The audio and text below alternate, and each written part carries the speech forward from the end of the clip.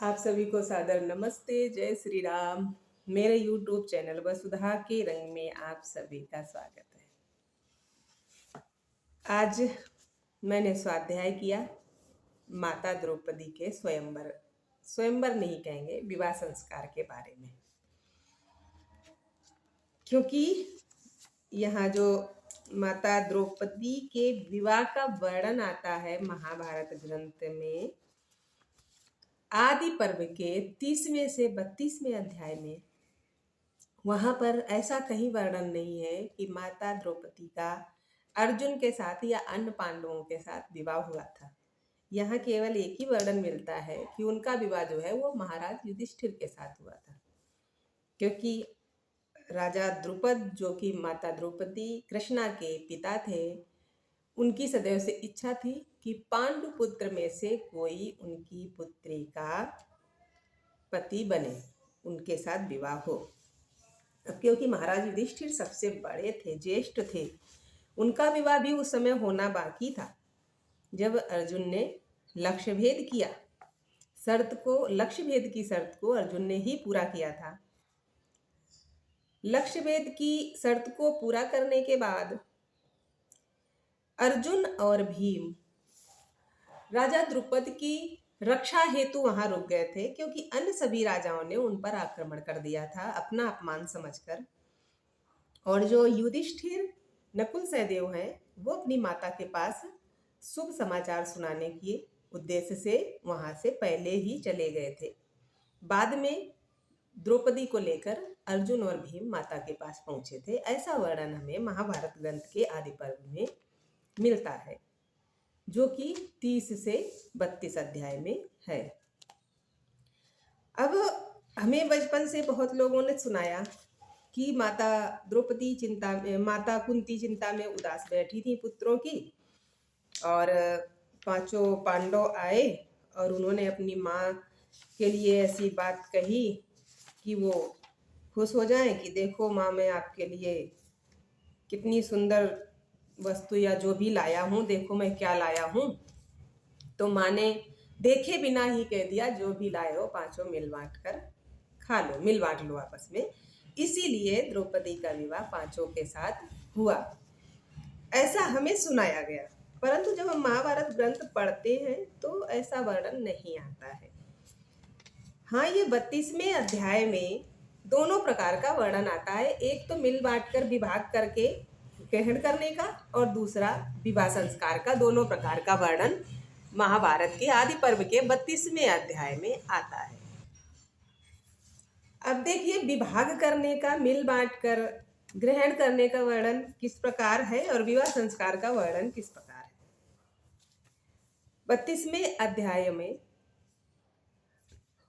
ये श्लोक 3 है, जिसमें पांडव भिक्षा लेकर आते हैं।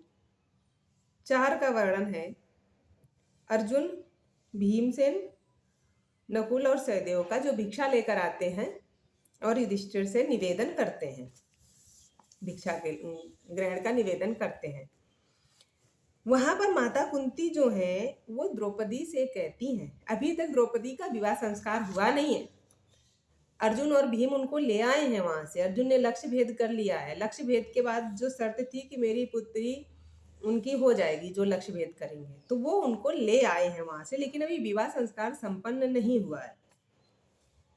तो यहाँ पर द्रौपदी से जिनका अभी विवाह हुआ नहीं है, वो सिर्फ शर्त को पूरी करके वहां से लाई गई हैं अपने पिता के यहाँ से। उन द्रौपदी से माता कुंती कहती हैं, भद्रे, तुम भोजन का प्रथम भाग लेकर उसे बलिवैश्य यज्ञ करो, ब्राह्मणों को भिक्षा दो। बाकी जो लोग भी भूखे हैं और ऐसा लगता है कि उन्हें भोजन कराना चाहिए, आश्रित भाव से हैं, उनको भोजन कराओ, उनको अन्न परोसो। जो शेष भाग बचे उसमें से 2 भाग करो, आधा भाग अलग कर दो, एक तरफ रख दो। पुनः आधे के 6 भाग करो, 6 में से 4 भाइयों को एक एक भाग पृथक पृथक रख दो। तत्पश्चात मेरे और अपने लिए भी एक एक भाग अलग अलग परोसो। आधा भाग वो वहाँ भीमसेन के लिए निकलवा देती हैं, क्योंकि उनको अधिक अन्न की आवश्यकता पड़ती थी। बहुत बलशाली थे वो, और आधे में वो 6 भाग आगे करवाती। इस प्रकार से मिल बांट कर खाने का वर्णन, मिल बांट कर ग्रहण करने का वर्णन आता है, जो कि 32वें अध्याय में ही है, 32वें अध्याय की शुरुआत में। और आगे इसी अध्याय में महाराज युधिष्ठिर के और द्रौपदी के विवाह का वर्णन आता है, जो कि अंत में है। ये वर्णन हमें मिलता है 49 और 50 श्लोक में।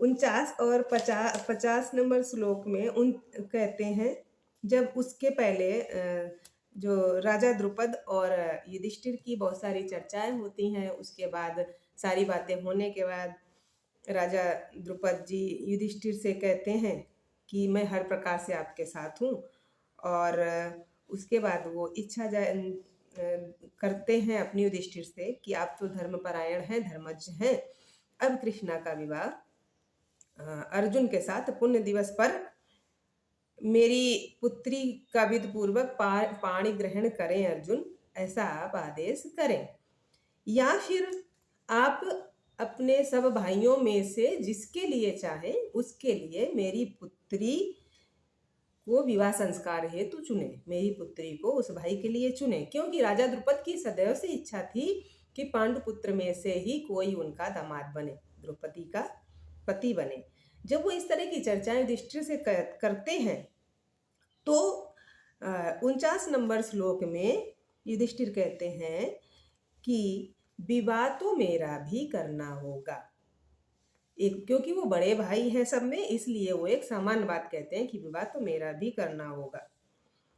तो महाराज द्रुपद श्लोक नंबर 50 में पुनः कहते हैं, हे वीर, तब आप ही विधि पूर्वक मेरी पुत्री का पाणी ग्रहण करें, अथवा आप अपने भाइयों में से जिसके साथ चाहें उसी के साथ कृष्णा को विवाह की आज्ञा दें।